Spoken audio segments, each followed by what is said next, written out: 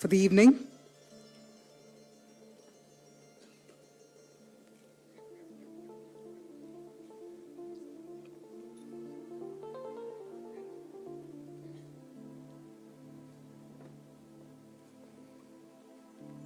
May I please request the Honorable Raksha Mantri along with the key dignitaries to please come on the dais and take your seats, sir. Namaskar, sir. Thank you so much for joining us.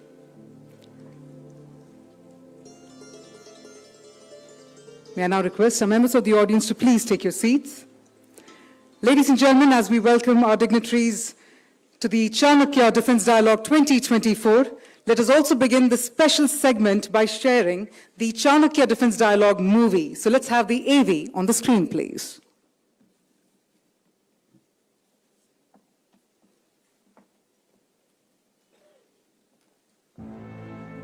The world today is changing fast. Yet some things prevail stronger than change. Wisdom prevails. Wisdom guides. It leads the way and shows what's right.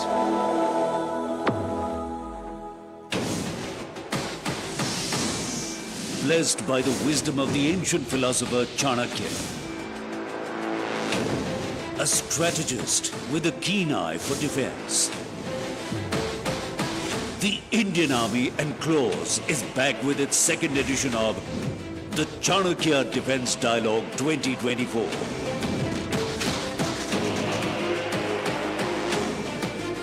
The inaugural 2023 edition united top minds from across the world, shedding light on AI, big data and beyond. We set the tone for India's defence leadership with Atmanirbharta as the mantra. In the journey of nation building, we see a common dream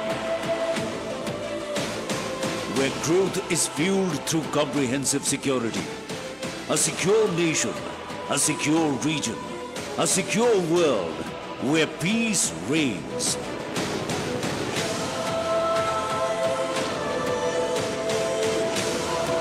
The biggest defense leaders, strategists and think tanks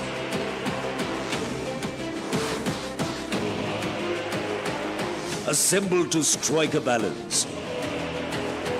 Partnerships to technical know-how. Security, ecology, culture, and more.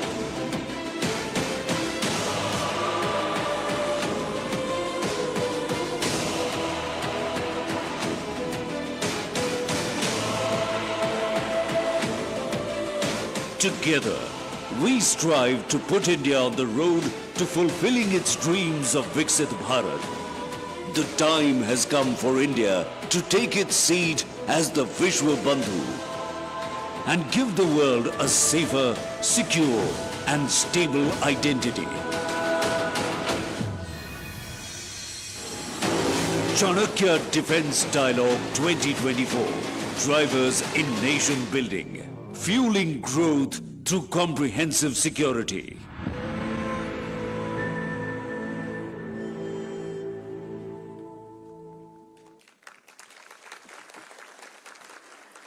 Ladies and gentlemen, on that inspiring note, may I now please request Chief of the Army Staff, General Upendra Dwivedi, Param Vishesh Seva Medal, Ati Vishesh Seva Medal, to please share his valuable words to the August gathering. Can we please have a very dynamic round of applause? Please help me welcome General Upendra Dwivedi.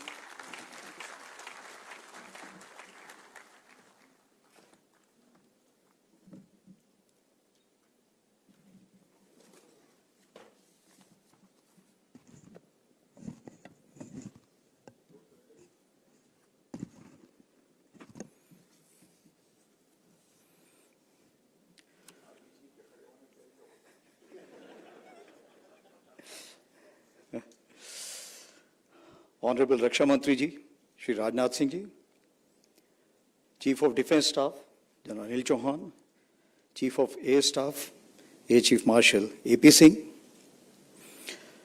our ex-chiefs who have graced the occasion today, General J.J. Singh, General V.K. Singh, General Ravne, General Manoj Pandey, Director General Claus,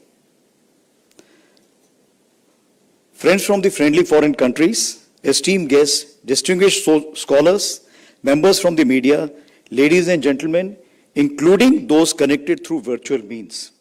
A very good afternoon and Jai Hind to you all. At the outset, I extend a warm welcome to our Honorable Raksha Mantri and also thank him for gracing us with his presence here today. It's indeed a unique opportunity for me to address this August gathering at this year's edition of the Chanakya Defense Dialogue. The theme, Drivers in Nation Building, Fueling Growth through Comprehensive Security, stands relevant for all countries since nation building remains an enduring pursuit for all nation states. Now, as you go through the instrument of national power, you will always realize the M pillar is intertwined with other pillars very closely. However, somehow we have always remained isolated with the M pillar. So the main aim of this seminar was to take us out from that and let us look the same pillar from the outside. How does it look like? How successful we have been, I think end of these two days we'll get to know. Now the construct of nation building has been spoken of in different shades by practitioners of statecraft. Chanakya, in his Saptang theory, defined the 7 limbs of a state. Swami, there's the king. Amatya, there's the minister. Janpad, that is the people and the territory. Durga, the fort or fortifications. Kosh, that is the treasury. Dand, that is the army or the force. Mitra, the allies. So Chanakya also highlighted the importance of interrelationship between these elements towards the existence, safety, welfare, growth and prosperity of the state.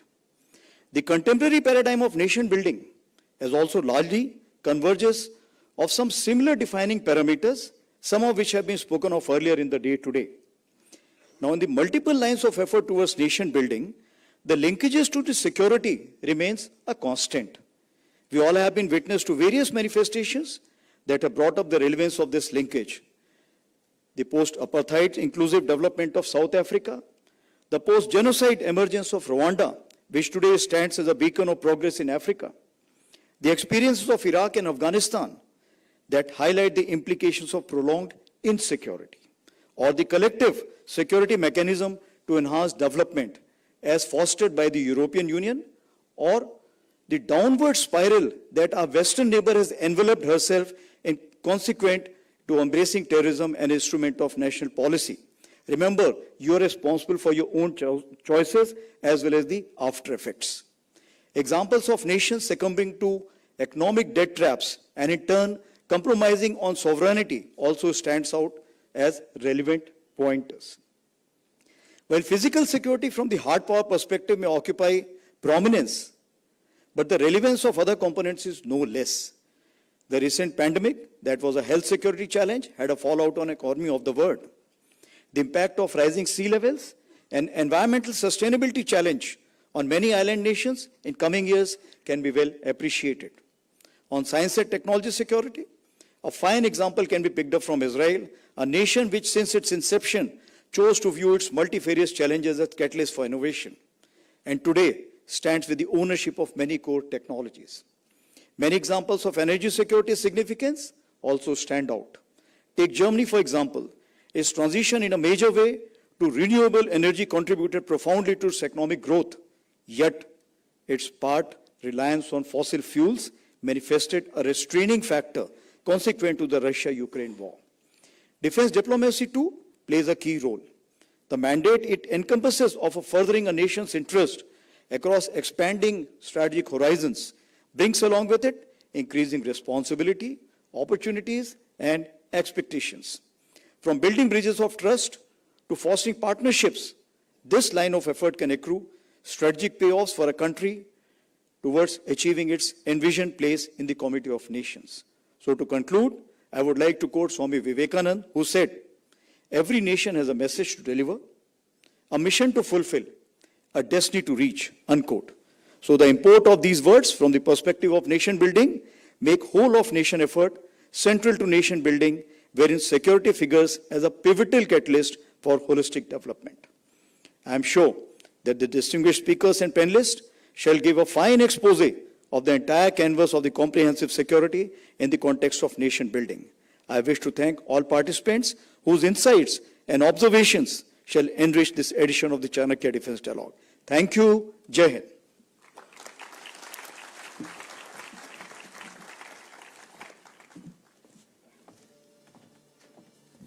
Thank you. Thank you very much, sir, for your dynamic words. Ladies and gentlemen, on that note, let me also once again inform you all that we have one of the key leaders who's shaping India's vision for development and security. We have the august presence of the Honorable Raksha Mantri, Shri Rajnath Singh. So if I could please humbly request Shri Rajnath Singh to address the august gathering.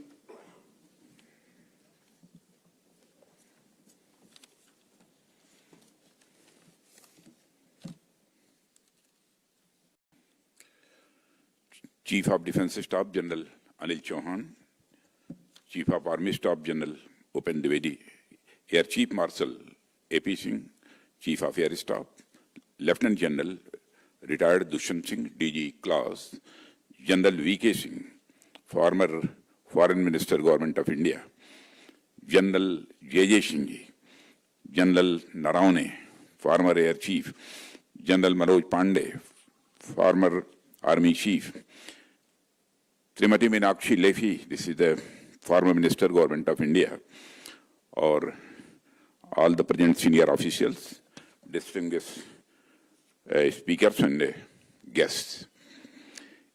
It is an honor for me to be present among all of you at the Chanakya Defense Dialogue today. First of all, I extend my many congratulations to the Indian Army and the Center of Land Warfare Studies for this important initiative. Before I speak on the topic given to me for today's session of the Chanakya Defense Dialogue, I would like to begin by sharing a recent significant development that underscores the importance of defense dialogues on the global stage. India and China have been involved in talks both at diplomatic and military levels to resolve their differences in certain areas along the LAC. Pursuant to the talks, broad consensus has been achieved to restore ground situation based on the principles of equal and mutual security. The consensus achieved includes patrolling and grazing to traditional areas. This is the power of engaging in continuous dialogue because sooner or later solutions will emerge. And I think there is no better place to highlight this power of dialogue than this platform of Chanakya Defense Dialogue. Friends, the topic on which I have been asked to speak today is India's vision for development and security. I consider this is a challenge as well as an opportunity. It is a challenge because the subject is broad and multifaceted, touching on historical, economic, and strategic dimensions that are difficult to fully summarize in a single discussion. Yet, it is also an opportunity to engage in a meaningful dialogue with esteemed experts and thinkers like you, and especially so with the participation of our friends from various foreign countries. I am pleased that you have named this defense dialogue after Acharya Chanakya. Whenever we discuss the economy and the security, Acharya Chanakya stands before us as one of India's greatest thinkers. We all know about his book, Arthashastra, which, although written on political systems, also incorporates many elements of development and security. The English literal translation of the Chanakya's famous book, Arthashastra, is economics. So I will begin by talking about economics. I would like to draw your attention to an interesting fact about the origin of the word economics. Some of you might know that this word originates from oikonomio, which comes from two words, oikos, meaning household, and nomoi, meaning rules or laws. Simply put, it refers to the rules created for managing a household. Long before the rise of capitalism and the commercial economies, the household was the center of economic activities, and all economic activities revolved around it. Over time, with the socio-mental changes, the center of the economy shifted from households to society and later to the nation. And today we talk about international or global economy. Throughout history, whether in pre-capitalist society or modern times, one of humanity's primary endeavors has been to increase and strengthen its military welfare. Even the father of the modern economics, Adam Smith, defined economics as the science of wealth. As society has advanced economically, new sectors and technologies have played a significant role in shaping development. Initially, agriculture was the cornerstone of the economy, representing the primary sector. However, the Industrial Revolution, the manufacturing sector emerged as a key driver of growth. Later, the service sector gained prominence, particularly in the 20th century. In today's technological era, advancement in computer information technology, satellite communication, and now artificial intelligence and quantum computing are transforming the global economy. These innovations, along with other complex economic forces, have created a highly interconnected and dynamic economic landscape. Despite these complexities, it is clear that the global economy continues to advance at an unprecedented pace. Friends, today, nearly every sector plays a role in both driving and responding to economic development. However, this development has been uneven across different regions and sectors. Throughout history, we have faced numerous challenges, including famines, wars, and pandemics, which have disrupted progress. And despite these setbacks, a review of the history shows that we have made significant strides since the onset of modern economic development, particularly since the Industrial Revolution. This progress is evident in improved living standards, technological advancements, and increased global interconnectedness. Historically, the study of key factors for the economic development, such as land, labor, capital, and entrepreneurship, has been central to economic analysis.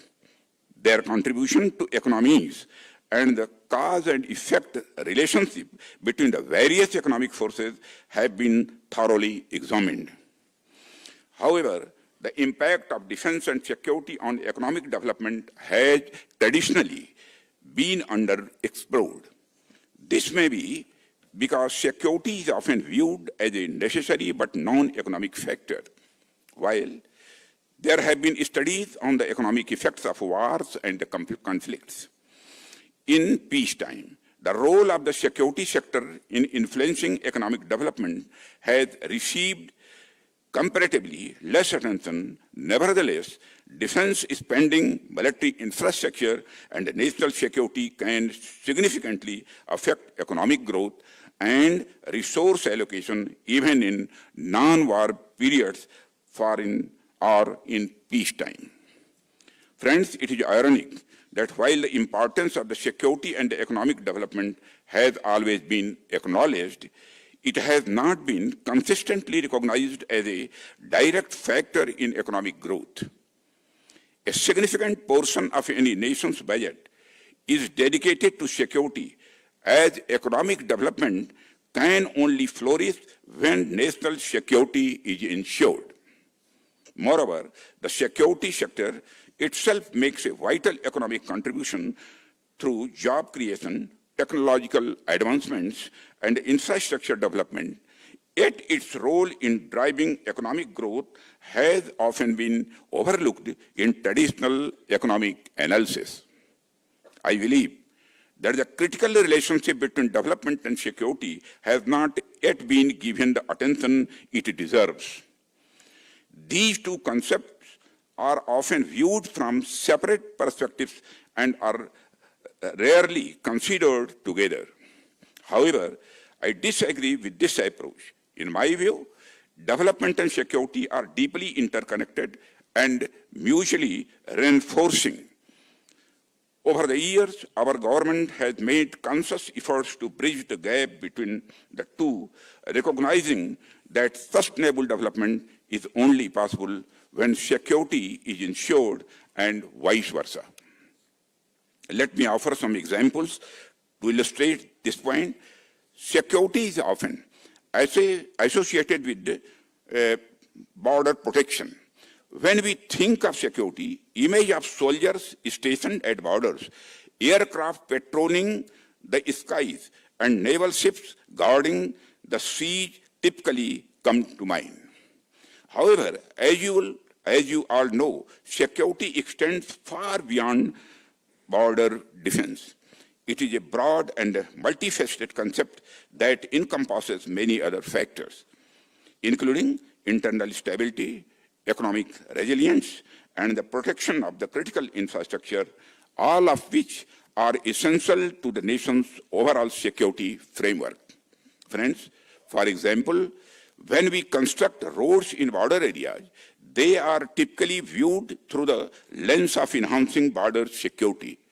However, their impact goes far beyond military purposes. These roads are vital for the socio-economic development of the region, improving connectivity and providing local communities with greater access to health care, education, and markets. This, in turn, elevates the quality of life and fosters economic growth. Similarly, when we manufacture arms and defense equipment domestically, it strengthens not only our security infrastructure, but also multiple sectors of the economy. It creates employment opportunities across a wide range of industries, from manufacturing to logistics. Engineers, scientists, and researchers find platforms to apply and further their expertise, leading to technological innovation and self-reliance. Additionally, domestic production boosts income generation and stimulates economic activity through supply chains, creating a ripple effect that benefits the entire economy. In essence, initiatives in the name of security often serve as powerful catalysts for broader national development. Friends, we must critically reassess why pivotal sectors like defense are not given greater prominence in the discourse around economic development. In many conversations about developmental economics, the focus tends to shift towards sectors that, while undeniably important, do not exert the same level of the far-reaching influence as defense and security. Defense, with its vast infrastructure, technological advancements, and employment opportunities, significantly shapes the economy, driving innovation, creating jobs, and safeguarding national interest. Its impact extends far beyond security alone, playing a crucial role in economic stability and long-term growth, which warrants a more central position in developmental discourse. Defense spending drives technological innovation, creates jobs, and stimulates various industries, yet to receive comparatively little attention in traditional economic studies. I am not certain whether colleges and universities widely offer courses in defense economics. If they do, that is a step in the right direction. If not, there is a clear need to introduce and expand academic focus on this field. Understanding the economic dynamics of the defense can provide a valuable insights into how this sector contributes to national and global economic development, helping us to integrate it more fully into our economic frameworks. If defense had been recognized as an integral component of development and studied more comprehensively in the past, India might have achieved self-reliance in the defense sector much earlier. The prolonged dependency on imports can be attributed, in part, to to the lack of a coordinated approach between defense and development, and consequently, while our defense industry missed out on critical opportunities for growth and innovation, a significant portion of our defense budget has flowed into other economies, limiting our ability to strengthen our own capabilities. Addressing this connect is essential for fostering a robust domestic defense industry that can contribute to national security and economic independence. Since the advent of our government under the leadership of Honorable Prime Minister, we have focused on achieving self-reliance in the defense sector. The outcome of this effort has been the ability to directly link our defense sector with India's development. Friends, India has a distinctive vision regarding development and security, which has made self-reliance in defense a prominent national goal. When we discuss transforming India's defense sector into a self-reliant entity, we recognize the far-reaching ripple effects of such economic interventions. These include boosting income, creating jobs, advancing manufacturing, fostering research and development, establishing supply chains, and enhancing overall resilience. These impacts not only strengthen our national security, but also stimulate our economy. Consequently, we are committed to pursuing a coordinated approach that integrates security and development, ensuring that progress in one area and fuels advancements in the other. Friends, at this point, I would also like to emphasize another crucial point. As I mentioned earlier, we should not regard the defense sector as a separate, non-economic component of overall development. Moving forward, it is essential to examine the impact of this significant sector on key economic indicators such as income generation, employment creation, regional economic balance, manufacturing growth, investment, research and development, and the expansion of the service sector. Understanding these dynamics will provide valuable insights for policy formulation, enabling us to create strategies that leverage the defense sector as a catalyst for broader economic progress. Friends, when India speaks of self-reliance, it is important to clarify that this doesn't imply working in isolation from the global community. Instead, as we pursue our goal of self-reliance, we remain dedicated to fostering an equitable and inclusive world order. Today, we have representatives from the numerous friendly nations present here, and I want to assure you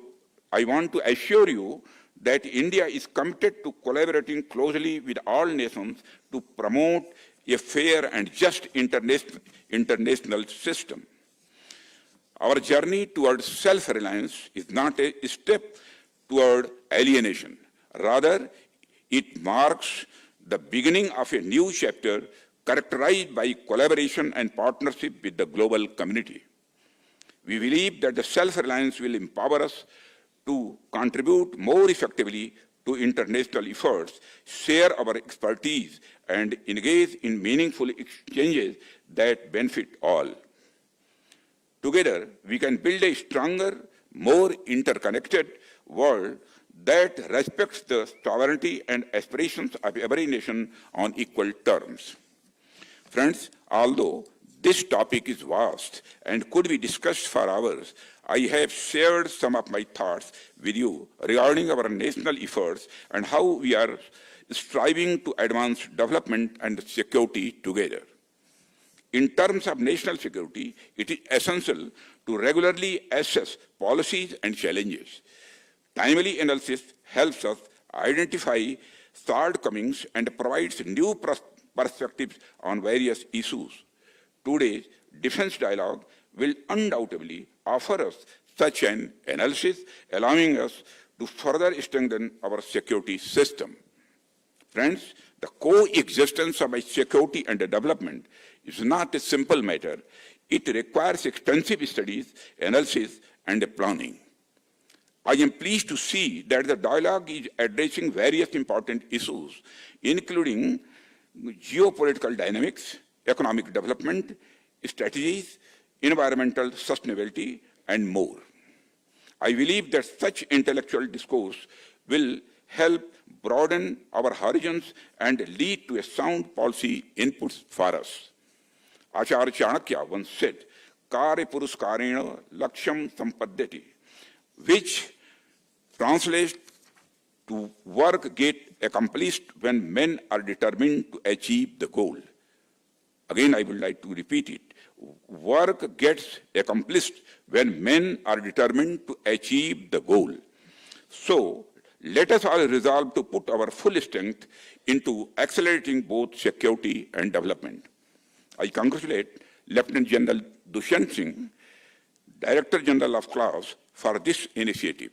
The way you have organized this conference to consider security and development together is commendable. I am particularly happy to notice that very relevant and contemporary issues this dialogue is taking up for deliberation. I am confident that through this conference, you will emerge with ideas that will accelerate both our security arrangements and our development.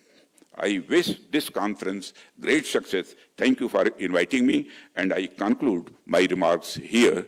Thank you very much. Jai Hind.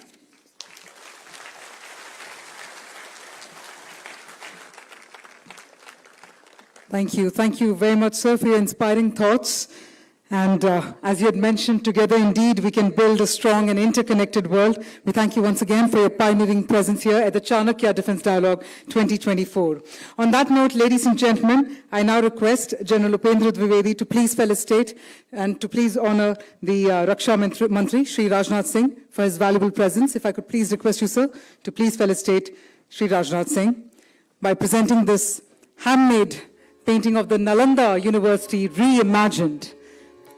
The Chanakya Niti has also been focusing on education, and which is why it is a befitting moment for us to present this artistic interpretation of the modern and the ancient Nalanda University.